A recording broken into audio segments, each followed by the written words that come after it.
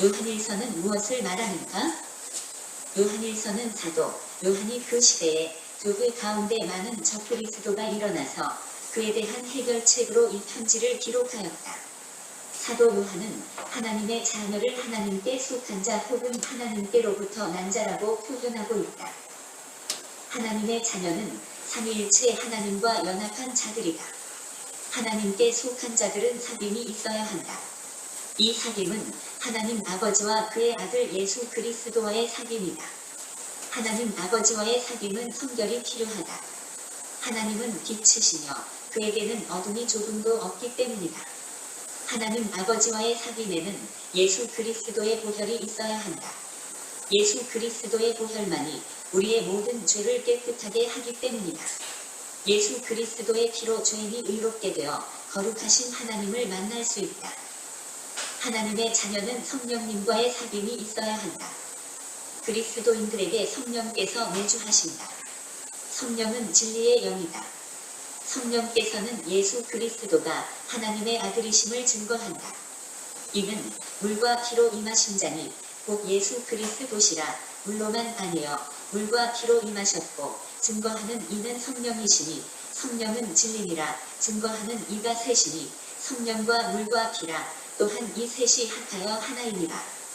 성령께서는 하나님의 깊은 것을 통달하시며 적그리스도의 영과 미혹의 영을 분별케 하신다. 성령께서 예수의 영광을 드러내시며 예수의 교훈을 가르치신다. 성령과의 사귐은 하나님의 말씀 속에서 이루어진다. 그러므로 인육 17은 성령의 건꼭 하나님의 말씀을 가지라 명령한다. 하나님의 자녀는 예수 그리스도와의 사귐이 있어야 한다. 사도 요한은 적그리스도가 예수님의 성육신을 불신함으로 그에 대하여 증거한다. 태초부터 있는 생명의 말씀이 예수님이다. 죄에 대하여 하나님 앞에서 우리의 대언자가 되시는 의로우신 분은 예수님이다. 십자가에서 죄인들을 대신하여 사망의 형벌을 받으신 분이 예수님이다. 예수께서는 신적 존재이나 육신을 입고 이 땅에 오시고 육신을 입으시고 승천하시고 재림의 날에도 육신을 입으시고 오실 것이다. 하나님께서 우리를 사랑하사 우리 죄를 속하기 위하여 화목 제물로 그 아들 독생자를 보내셨다. 제3이식은 예수님과의 사귐을 말한다. 볼지어다 내가 문 밖에 서서 두드리노니 누구든지 내 음성을 듣고 문을 열면 내가 그에게로 들어가 그로 더불어 먹고 그는 나로 더불어 먹으리라. 사도 요한은 하나님과의 사귐을 주 안에 거한다는 말로 표현한다. 주 안에 거하는 삶을 요한복음 15장은 포도나무와 가지와의 관계로 표현한다. 나는 포도나무요 너희는 가지니 저가 내 안에 내가 저 안에 있으면 이 사람은 과실을 많이 맺나니 나를 떠나서는 너희가 아무것도 할 수 없으니라. 요한일서는 하나님과의 사귐의 열매를 열거한다. 하나님께 속한 자는 하나님의 말씀에 순종한다. 하나님의 계명에 순종을 하는 것은 곧 그를 사랑하는 것이다. 그의 말씀에 순종하는 자가 하나님을 아는 자이다. 하나님의 사랑을 참으로 깨달은 자는 그의 말씀을 지키는 자이다. 그의 계명을 지키는 자는 주 안에 거하는 자이다.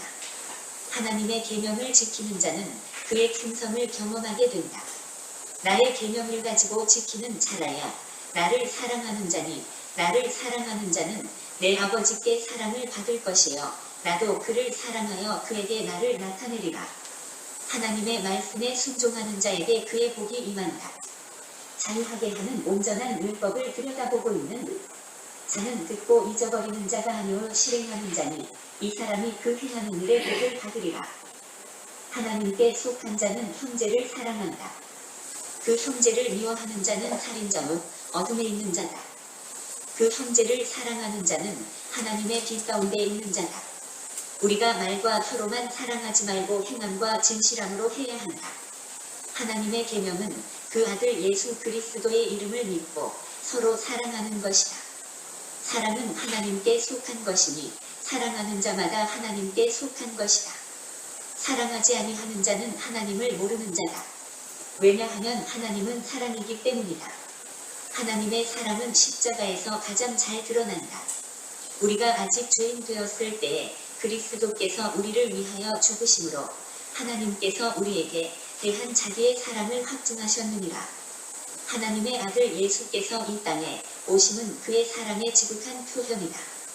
하나님이 세상을 이처럼 사랑하사 독생자를 주셨으니 이는 저를 믿는 자마다 멸망치 않고 영생을 얻게 하려 하심이니라. 하나님의 사랑은 죄인들을 향하여 먼저 그의 팔을 내미신 사랑이다. 사랑 안에 거하는 자는 하나님 안에 거하는 자다. 보는 바 그 형제를 사랑하지 아니하는 자는 보지 못하는 바 하나님을 사랑할 수가 없다. 하나님을 사랑하는 자는 그의 형제를 사랑한다. 하나님께 속한 자는 죄를 멀리한다. 죄는 불법이다. 예수 안에 거하는 자마다 범죄하지 아니한다. 고의적으로 범죄를 일삼는 자는 하나님을 알지 못하는 자이다. 죄를 짓는 자는 마귀에게 속한다. 하나님께로부터 난 자마다 하나님의 씨가 그 속에 있어 죄를 짓지 아니한다. 예수께서 온 세상의 죄를 위하여 화목 제물이 되셨다. 그리스도인이 죄 가운데 빠진다면 신속히 회개하고 자백하여 그 죄를 깨끗하게 하여야 한다. 다윗은 밧세바와의 다른 죄를 회개한다. 우슬초로 나를 정결케 하소서. 내가 정하리이다. 나를 씻기소서. 내가 눈보다 희리이다. 하나님께 속한 자는 예수 그리스도 안에 있는 영생을 확신한다. 하나님께서 그의 아들 예수를 통하여 신자들에게 영생을 주신다. 그러므로 하나님의 아들이 있는 자는 영생이 있고 하나님의 아들이 없는 자는 영생이 없다. 요한일서는 하나님께 속한 자는 삼위일체 하나님과의 사귐이 있으며 말씀에 대한 순종과 성결과 사랑과 영생의 확신이 있음을 말한다. 요한일서는 하나님께 속한 자와 악한 자에게 속한 자를 대조시킨다. 육체로 오신 예수를 시인하는 여부는 적그리스도에 속한 자를 판단하는 기준이다. 진리의 영과 미독의 영이 있다. 요한일서는 하나님께 속한 자와 적그리스도에게 속한 자를 분별하는 지침서이다. 예, 요한일서 말씀을 우리가 읽어보면 전체적인 주제는 이렇게 우리가 쉽게 알 수 있는데 또 이렇게 내용들이 여러 가지 주제를 가지고 말씀하고 있다 보니까 일목요연하게 현재 핵심이 파악되는 그런 부분은 또 이제 약한 그런 이제 특징이 있는 것 같습니다. 이 요한일서의 저자는 사도 요한입니다. 요한복음을 기록하고 요한계시록을 기록한 사도 요한이 기록을 했는데 사랑의 사도답게 이제 요한일서를 이제 사랑에 관한 이렇게 편지글을 보내고 있습니다. 그런데 이제 이 요한일서를 이해하는 중요한 키가 있는데 그것은 이제 역시 이제 요한일서의 이단 세력, 이단 사상을 가진 자들이 교회를 분열시키고 교회에 이렇게 미혹하며 예수 그리스도의 진리 가운데 서지 못하게 하는 그런 이제 세력이 있다는 것입니다. 그래서 본문을 읽어보면 적그리스도라는 표현이 나오고 또 미혹의 영이다는 표현이 나옵니다. 그래서 적그리스도라는 표현은 이제 2장 18절에 나오고 미혹의 영이라는 표현은 이제 4장 6절에 보면 진리 영과 미혹의 영 이렇게 대조돼 가지고 이렇게 나옵니다. 그래서 이제 전체적으로 이제 요한일서가 말하는 이야기는 이제 너희가 예수 그리스도 편에 섰고 예수 그리스도를 택한 것이 참으로 잘한 일이다. 하나님의 자녀, 하나님의 백성은 어떻게 살아야 되는가? 다르게 표현하면 마귀의 자녀와 하나님의 자녀가 어떻게 비교가 되는가? 비교하면서 하나님의 자녀는 이렇게 살아야 한다. 그런 것을 이제 전체적으로 설명해 주고 있습니다. 그래서 이제 여기에 나타나는 이단은 이제 그때 당시에 영지주의 AD 90년에서 AD 100년 사이에 이렇게 일어나기 시작했던 영지주의 세력이 있었는데 이 영지주의는 뭐냐면 영은 선하고 사람의 영은 선하고 사람의 육은 부패하고 악하다 이러면서 영은 선하고 육체는 부패하고 악하다 이렇게 해석을 하므로 하나님의 아들 예수 그리스도가 이제 육신을 입고 이 땅에 오셨는데 그 자체도 선하지 못하다. 왜 사람의 이 약한 육신을 입고 이 땅에 오셨는가? 이러면서 이 예수 그리스도의 복음의 진리, 하나님의 아들 예수 그리스도의 성육신의 윤리를 막 이제 해방하는, 헷갈리게 만드는 이런 이제 이야기를 합니다.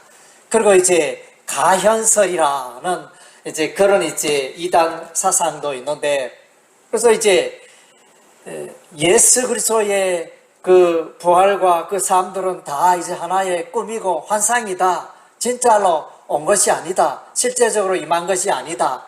이런 식으로 이제 막 해석을 하는 거예요. 예를 들면 이제 예수 그리스도께 재림 세례를 받을 때 그때는 성령이 계셨다가 예수님께서 십자가에 못 박혀 죽을 때는 성령이 떠나갔다. 이러면서 성령이 예수를 버렸다. 뭐 이런 식으로 아주 이제 좀 혼란스럽게 진리를 해석하는 이런 부류, 영지주의 또 가연설을 주장하는 이런 이제 세력들이 있었습니다. 그래서 이제 그러다 보니까 이들은 육신은 부패하고 악하기 때문에 육신의 그 악한 행위는 방치해도 괜찮다. 왜냐하면 육신은 더럽고 죄악 가운데 있고 그렇다 보니까 죄악의 육신이 죄를 짓는 것 별로 중요한 일이 아니다. 뭐 이런 식으로 이렇게 이 영과 육신을 분리하여 이렇게 해석을 하고 생각을 하다 보니까 혼란이 일어나는 것입니다. 그래서 이제 요한일서의 앞부분에도 나오지만은 중요한 그 메시지 중에 하나는 이제 하나님의 백성은, 하나님의 자녀는 죄를 지으면 안 된다. 죄를 멀리해야 된다. 거룩하고 성결한 삶을 살아가야 한다. 그것을 이제 강조해 주고 있습니다. 죄는 마귀에게 속하였고 죄는 하나님으로부터 온 게 아니고 마귀에게서 출발하고 마귀로부터 왔기 때문에 그리스도인이 죄를 짓는 것은 있어서는 안 된다는 것입니다. 합당한 일이 아니라는 것입니다. 가인, 아벨과 가인 창세기에 나오는데 가인이 그 동생 아벨을 죽임으로 죄를 범한 것은 악한 영이, 마귀의 영이 역사하여 그렇게 이제 죄를 지었다. 요한일서는 이제 그렇게 해석을 하고 있습니다. 3장 10절이니까 가인같이 하지 말라. 그는 악한 자에게 속하여 그 아우를 죽였으니. 그래서 이제 사단 마귀 악의 영에 끌려 미혹되어 이제 죄를 짓게 되었다. 이렇게 말해요. 그런데 이제 반면에 예수님은 어떠냐? 예수님이 오시면 죄를 해결하죠. 예수 십자가의 보혈로 모든 죄를 깨끗게 하잖아요. 그래서 1장 7절에 보면 그가 빛 가운데 계신 것 같이 우리도 빛 가운데 행하면 우리가 서로 사귐이 있고 그 아들 예수의 피가, 예수의 보혈이 우리를 모든 죄에서 깨끗하게 하실 것이요. 예수 보혈, 예수 십자가는 죄를 깨끗게 하는데 사단 마귀는 와서 죄를 지어라, 죄를 지어도 괜찮다 이러면서 막 이렇게 혼란한 메시지를 전하는 것입니다. 그리고 이제 예수 그리스도의 성육신은 분명한 역사적인 진리인 것입니다. 뭐 환상을 봤다든가 뭐 꿈으로 나타났다든가 뭐 그런 일이 아닌 것입니다. 하나님께서 그의 아들 예수 그리스도를 보내셔서 사람의 육신을 입고, 그는 죄가 없는 분이지만 온 세상 사람들의 죄를 짊어지시고 십자가에 피 흘려 죽으십니다. 그래서 예수 그리스도의 성육신, 이것은 이제 너무너무 구원의 진리의 핵심 중에 핵심이죠. 예수 십자가의 구속의 사건. 그런데 이 이단들은 예수 그리스도가 육신으로 온 건 말도 안 된다. 사람의 육신은 악하고 부패한데 어떻게 하나님께서 사람의 이 더러운 육신을 입고 이 땅에 올 수 있느냐, 이런 식으로 이렇게 막 주장을 하는 게 헷갈리게 만드는 거죠. 그래서 4장 2절에 보면 이로써 너희가 하나님의 영을 알지니 곧 예수 그리스도께서 육체로 오신 것을 시인하는 영마다 하나님께 속한 것이요 예수를 시인하지 않는 영마다 하나님께 속한 것이 아니니 이것이 곧 적그리스도의 영이라. 그래서 예수 십자가의 보혈을 무시하나 이런 이제 경향 세력들이 일어났습니다. 그리고 이제 오늘날에도 이제 종말론에 관하여 또 요한계시록 해석에 있어서 이제 여러 가지 이렇게 혼란된 그런 이제 해석들이 많이 일어나고 있습니다. 특별히 내가 우리가 요한계시록의 선두주자다, 우리가 개척자다 이렇게 주장하는 이단 세력이 이제 신천지 같은 경우에 요한계시록에 자기들은 달통해가지고 우리한테 오면 요한계시록이 석석 열린다. 왜냐하면 정통교회는 이제 요한계시를 잘 해석을 하지 않고 조심스럽게 너무 이제 어렵고 하니까 조금 미루어둔다 이러나 그 사이에 이단 신천지는 와서 이 요한계시록을 연구하고 해석하여 그래서 뭐 자기 맛대로 조리하여 이제 가르치는 이런 이제 오늘 경향들이 오늘날 일어나고 있습니다. 예, 그래서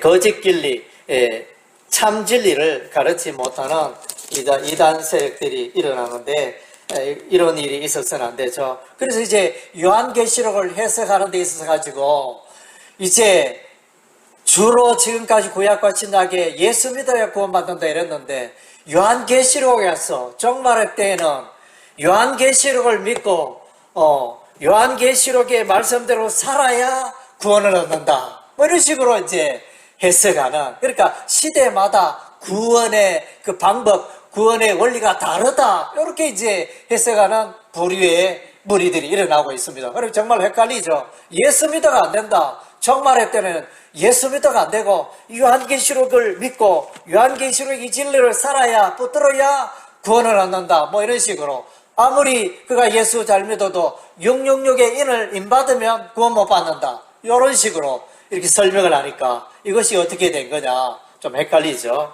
그러나 이제 전통적인 그 진리는 이제 예수를 믿음으로 누구나가 다 구원을 받게 되고 그 예수 믿는 자가 666을 받든지 안 받든지 관계없이 이제 그것이 이제 구원의 조건, 666 입맞는 그것이 구원의 조건은 아니고 오직 이제 예수를 믿음으로 우리가 구원을 얻게 되어지는 이것을 말씀해 주고 있습니다. 그래서 이제 이 구원의 진리에 우리가 터가 흔들리면 안 되거든요. 그러다 보면 이게 성경 해석이 복잡해지고 미혹이 되어지는 이런 일들이 일어나게 되어집니다.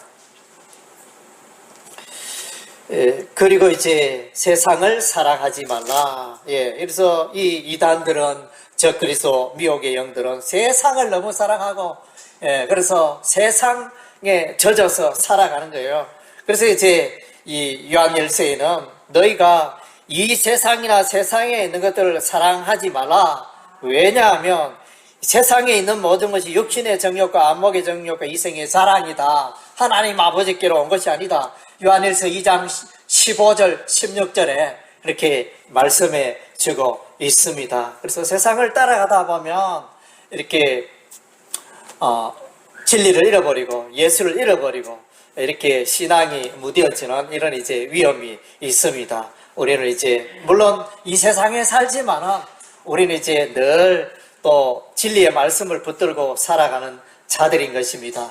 그래서 이제 유명한 신학자는 칼 바르트라는 로마서를 획기적으로 해석한 유명한 신학자, 자유주의 신학자 칼 바르트는 말하기를 한 손에는 신문을, 한 손에는 성경을 가지고 살아야 한다. 그래서 이제 우리가 성경을 연구하고 하나님 말씀 따라 살아야 하며 우리가 또한 한편으로는 세상에 살고 있기 때문에 세상의 소식과 세상의 제도와 세상의 문화를 외면하고 살 수는 없거든요.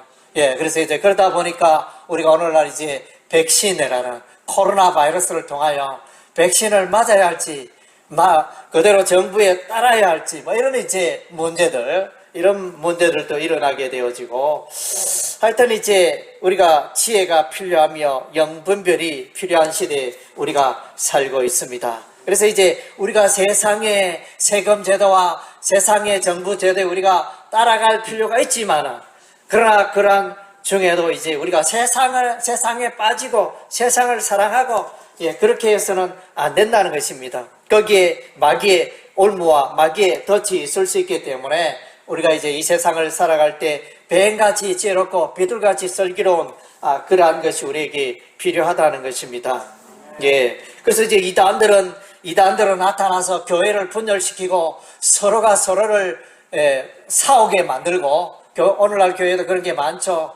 장로파, 집사파, 뭐 A 장로, B 장로파 이렇게 해가지고 서로 힘대결하고 막 이런 일들이 허다하게 일어납니다. 이단들이 들어와서 이제 그런 식으로 막 몰아가죠. 오늘날 정치도 보면 뭐 누가 이렇게 대통령 후보로 나온다 할까, 후보로 나온 사람들 다 그 약점을 허물을 이렇게 해가지고 하여튼 이미지를 흐리게 만드는 이런 일들이 우리가 우리 뉴스를 통해서 보고 있지 않습니까? 그래서 교회 안에서는 이제 이단들은 사랑하지 못하고 서로를 미워하도록 만드는 이런 작전을 쓰는데, 하나님은 이제 형제를 사랑하라. 하나님은 사랑이시니 우리도 성도들을, 그리스도인들을, 우리의 형제들을 사랑함이 마땅하다 이러면서, 그래서 하나님께서 우리에게 사랑의 본을 보이셨으니 예수님도 우리에게 사랑을 주셨고 우리도 이 사랑을 흘러보내야 한다. 사랑하라.